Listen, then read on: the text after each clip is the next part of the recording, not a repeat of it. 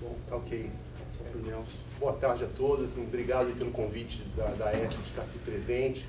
É uma satisfação e poder fazer essa reflexão aqui junto com todos na questão socioambiental dos projetos de infraestrutura.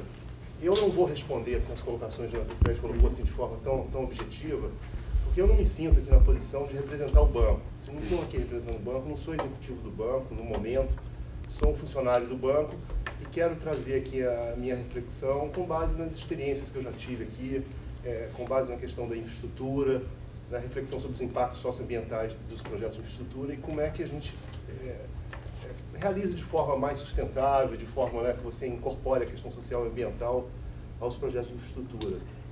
E o primeiro ponto que eu iria destacar é que quando a gente fala em infraestrutura trata de coisas bem diferentes, né? A gente pode estar pensando em energia, por exemplo, em Belo Monte, como podemos estar pensando em resíduos sólidos urbanos, né? A questão do lixo, a questão do saneamento, a questão da mobilidade urbana, né? Então, em rodovias, ferrovias, né? Então, infraestrutura, quando a gente está generalizando, e eu quero manter nesse caráter mais geral, porque se a gente for falar de uma infraestrutura específica, aí tem que tratar mais especificamente, mas pensando assim de forma mais geral, quais seriam os princípios, né, que deveriam nos nortear, né, em todos os projetos de infraestrutura, qualquer que seja a infraestrutura, né? No fundo, é a questão de como você lida. Primeiro é reconhecer que os projetos de infraestrutura têm impacto socioambiental. Isso é inerente aos projetos de infraestrutura. Eu acredito que não exista nenhum projeto de infraestrutura no mundo que não tenha impacto socioambiental. Todos têm. A questão é você, dentro das possibilidades de você desenvolver infraestrutura, você desenvolver aqueles projetos, né, de uma forma a mitigar, ou enfim, você ter um impacto socioambiental menor possível, ou mais desejável possível. Um primeiro ponto que eu também queria colocar também é a necessidade de aumentar o investimento em infraestrutura. Foi colocado aqui na parte da manhã, né, os problemas da economia brasileira, do banco, etc. Mas assim, o Brasil tem um claro gargalo na infraestrutura. E isso, assim, eu acho que tem que ter um reconhecimento a partir desse pressuposto. O Brasil tem 16% do estoque de capital em infraestrutura, enquanto que a África do Sul tem perto de 80%, os Estados Unidos 64%, o Japão 300%. Enfim, o estoque de capital em relação ao PIB, ser 16% no Brasil, mostra claramente que a gente tem um gargalo em infraestrutura. E nós estamos investindo em infraestrutura menos de 2% do PIB ao ano. Então, eventualmente, a gente está investindo em infraestrutura algo muito pouco, algo que venha cobrir a depreciação do nosso estoque de infraestrutura e repor alguma coisa. Então, assim, o ideal seria o Brasil estar investindo 4,5% do PIB, 5% do PIB em termos de infraestrutura. Então, o nosso desafio, digamos, seria triplicar o atual patamar de investimento em infraestrutura. Alguns anos atrás, cerca de 4 anos atrás, esse desembolso em infraestrutura chegou talvez a 2,8% do PIB. Agora, desse investimento em infraestrutura, metade dele é público e metade tem participação privada. Então, assim, a primeira questão, e eu não entendo que a questão socioambiental seja um gargalo à expansão da infraestrutura. Primeira coisa, vamos tirar isso da mesa. Pelo contrário, eu acho que a questão socioambiental é inerente também aos projetos de infraestrutura e devem ser considerados. E aí tem várias questões socioambientais. Se você imaginar o metrô, a desapropriação que ele gera, o tipo de impacto socioambiental é diferente, por exemplo, de uma hidrelétrica, de um parque eólico, um semiárido. Então, assim, o segundo ponto também a considerar é que o Brasil é muito heterogêneo, né? As realidades territoriais são muito heterogêneas. Quando você fala de infraestrutura, você fala de território, e aí você fala de território, leva a você a desenvolver a questão da economia regional, o impacto regional, etc. Os economistas, de um modo geral, dão pouca ênfase a essa questão territorial e regional, e eu acho assim, que tem se buscado avançar nessa dimensão, incorporar a dimensão territorial, né, na visão econômica, reconhecer a heterogeneidade, né, do território, e essa heterogeneidade não é só econômica, é também social, é ambiental, é cultural também, é institucional também. Então você vai lidar com diversas realidades socioambientais, institucionais, etc. Então, nesse processo, você desenvolver um projeto de infraestrutura é algo extremamente difícil, né? Todo mundo tem ciência disso, porque você tem que modelar o projeto. Se é uma concessão que tem participação privada, mesmo que seja um investimento público também, ele é muito complexo, envolve você ter muitas informações de engenharia, ambientais, sociais, tal, etc. A experiência que eu tive na infraestrutura mostra que a questão ambiental ela é utilizada muitas vezes pelo empreendedor, muitas vezes pelo próprio governo, enfim, em lados utilizam a questão ambiental, muitas vezes com base na conveniência dos atores e daquele momento. A questão ambiental, a rigor, ela deveria ser incorporada na origem dos projetos, assim como a questão social, no planejamento, né? Porque o processo de elaboração do projeto de infraestrutura passa primeiro por você identificar a necessidade daquele projeto, depois você desenvolver, né, um projeto básico de engenharia, ver os impactos sociais, ambientais, etc. E aí você tem todo um processo também de licenciamento, licença prévia, licença de instalação, enfim, licença de operação, etc. Em algum momento ocorre o financiamento, né? O financiamento é um elemento importante da infraestrutura, sem dúvida, para viabilizar aquele projeto, mas muitas vezes o financiamento vai ocorrer após já ter ocorrido, né, o licenciamento ambiental, a licença prévia, a licença de instalação. Enfim, eu entendo que o financiamento tem um papel importante. O banco foi colocado aqui de manhã, né, a necessidade de, eventualmente, do banco ouvir também a sociedade civil, ouvir os stakeholders, né, ouvir a comunidade. Eu acho que é positivo isso. Nós, assim, aqui no banco, muitas vezes tivemos uma postura, né, aberta, no sentido de ouvir, de participar, de estar presente, etc. E fazer a mediação, muitas vezes, entre o movimento social e os empreendedores. O MAB mesmo, né, nós tivemos mais de uma reunião com o MAB aqui dentro do banco, junto com empresas que eram clientes nossos, buscando fazer essa mediação, promover esse diálogo. Enfim, eu acredito que é importante, eu acho que o banco tem um papel, sim, a exercer nisso. Eu acho que o país está diante, né, de uma dificuldade muito grande. Nós temos que nos preparar para entender que a infraestrutura pode ser um vetor de crescimento, da retomada do crescimento, porque muitas das coisas que foram colocadas de manhã, a informalidade, a necessidade de você crescer o emprego, enfim, você tem que voltar a crescer. E voltar a crescer vai ser fundamental ter investimento em infraestrutura. Vai ser fundamental também ter participação privada. Vai ser fundamental também ter gasto público, porque a infraestrutura não tem como realizar sem gasto público. E é importante também que a comunidade, né, os stakeholders do território, se preparem para esse processo. Então, assim, a experiência que eu vivi mostra que é muito importante também essa interação do território. O território desenvolver o que a gente, né, desenvolveu aqui, a chamada agenda do território. Essa agenda do território é a comunidade, né, as lideranças locais, né, identificarem, né, através de um processo interativo, né, entre os atores daquela comunidade, o que seria a agenda daquele território, aquilo que se coloca para aquele território como oportunidade de desenvolvimento sustentável.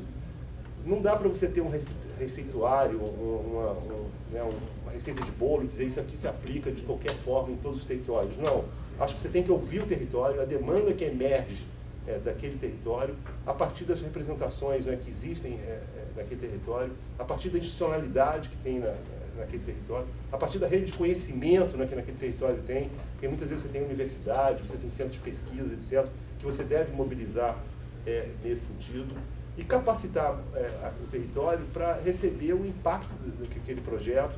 E eu acredito que existe, assim, muita possibilidade de você otimizar os recursos que existem alocados no projeto de infraestrutura para essa agenda socioambiental.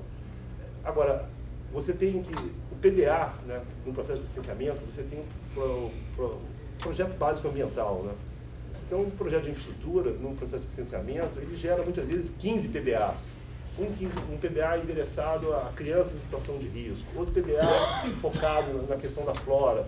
Então, eu acho que esses PBAs também são financiáveis, eles fazem parte do empreendimento. A rigor, quando você tem um projeto de infraestrutura, você tem dois projetos, o projeto de infraestrutura em si e o projeto socioambiental que tem em torno daquele projeto, que são duas ações que você deve desenvolver simultaneamente. E, no fundo, a dificuldade é você conseguir extrair daquele território uma agenda daquele território que represente, que tenha legitimidade naquele território e que tenha perenidade também, porque um projeto de infraestrutura vai conviver com aquele território durante muitos anos, por muitas administrações, por muitas lideranças, etc. Então, tem que ser uma agenda que tenha sustentabilidade, que consiga enraizar, porque não adianta você também montar só os equipamentos socioambientais ou sociais, se você também não garante o custeio daquele empreendimento, etc. Muitas vezes você tem que capacitar o município para acessar as políticas públicas. Muitas vezes tem políticas públicas de saúde, educação, saneamento, etc., que aquele município não consegue acessar porque ele não consegue apresentar os projetos, tal, etc. Muitas vezes é melhor você tentar capacitar o município para acessar as políticas públicas e com isso otimizar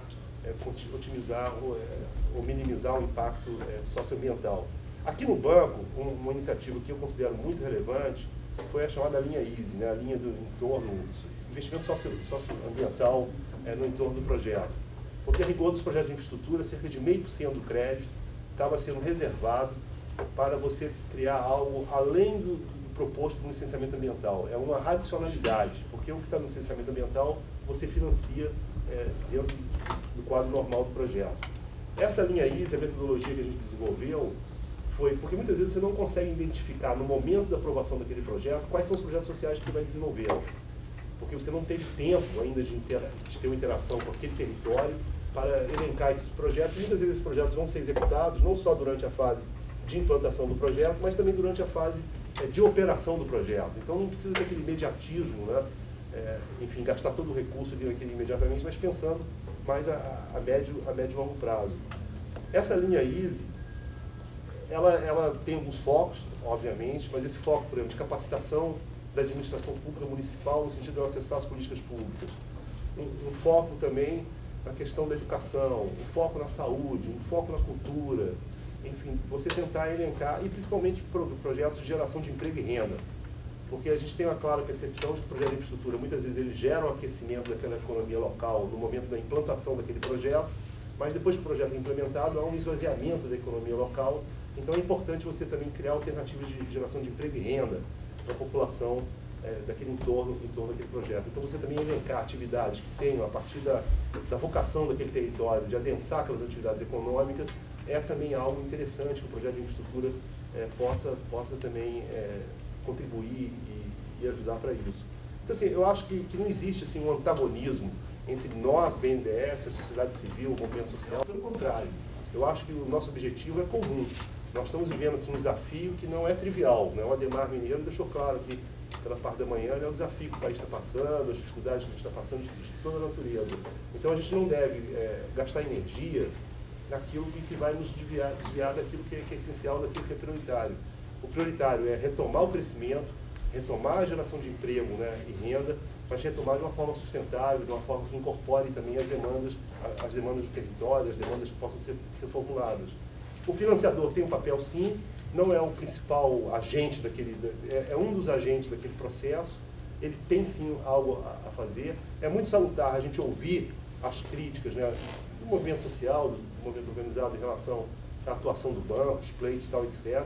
É importante a gente também endereçar as questões que são colocadas, né? O Marcelo aqui pela manhã colocou a retomada daquela mesa, né, BNDES, sociedade civil, etc., o que é uma entrega aqui, objetivo que o Marcelo faz, para retomar o diálogo, né, porque o diálogo é fundamental. Então, assim, eu acredito que não existe esse antagonismo. Pelo contrário, eu acho que é um processo de aprendizado comum, onde nós temos que se valer das capacitações locais, se valer dos centros de conhecimento, se valer das organizações sociais, se valer da rede de universidades que existe nesses territórios, no sentido de extrair daquele território, a partir da realidade heterogênea daquele território, aquela agenda que diz respeito ao desenvolvimento sustentável daquele território, as questões ambientais e sociais.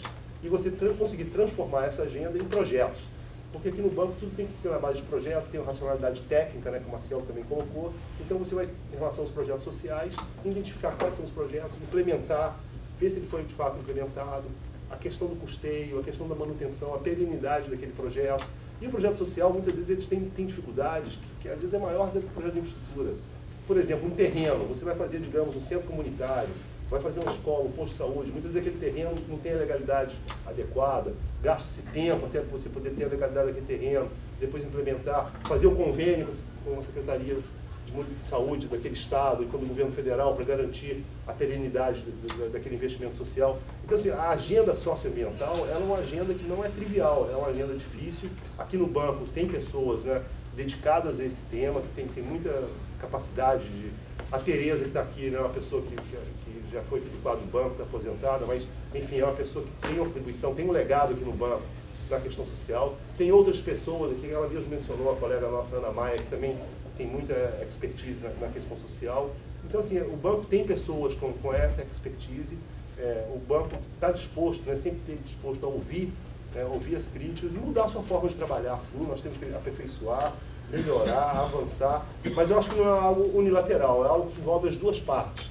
Nós temos que, né, nos capacitar, nos preparar, nos abrir, mas o território, digamos, a institucionalidade do território, ela também tem que ser uma institucionalidade que tenha algum grau de maturidade, que permita a formulação de projetos, que tenha uma legitimidade no território e tal, etc.